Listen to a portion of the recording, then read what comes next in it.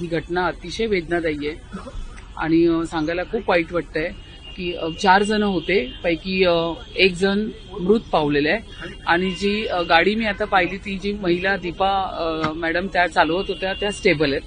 त्यांना आता एक अर्ध्या तासांनी घरी पण सोडणार. बाकी रिक्षामध्ये तिघांपैकी एक जण निधन पावलेलं आहे आणि 2 जण आहेत ते थोडे असा सिरियस मोडवर गेलेले आहे. त्यांना आयसीयू मध्ये ऍडमिट केलेलं आहे. ते अंडर ऑब्झर्वेशन डॉक्टरांच्या संपूर्ण मेडिकल सगळी प्रोसेस त्यांच्या बाजूनी चालू आहे. अशा पद्धतीने आता आम्ही सगळ्यांना म्हणजे आम्हाला आयसीयूच्या पेशंटला भेटता नाही आलं कारण तिथे जाणं योग्य नाही आहे. बाकीचे पण पेशंट असतात पण सगळी माहिती आम्ही डॉक्टरांकडनं घेतलेली आहे. नातेवाईकांना त्यांच्या भेटलो आम्ही. एक बरं आहे की ती दीपा मॅडम आहे ती आता चालली आहे घरी. ती स्टेबल आहे. तिला विचारलं तुला मानसिक काही धक्का वगैरे तू व्यवस्थित आहेस ना?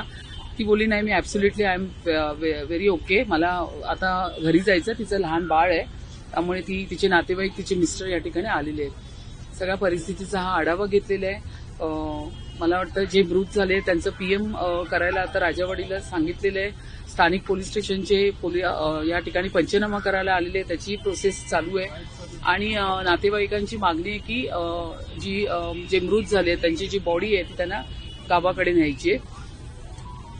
मला वाटतं हे कल्याणवरून हे एका लग्नाला जात होते रिक्षामधले सगळेजण. त्यांच्या घरचं काही लग्न होतं आणि त्या लग्नाकडे जात होते. तर अतिशय वेदनादायी घटना आहे. आम्हाला खूप या गोष्टीचं वाईट वाटतंय हे सर्व पाहताना.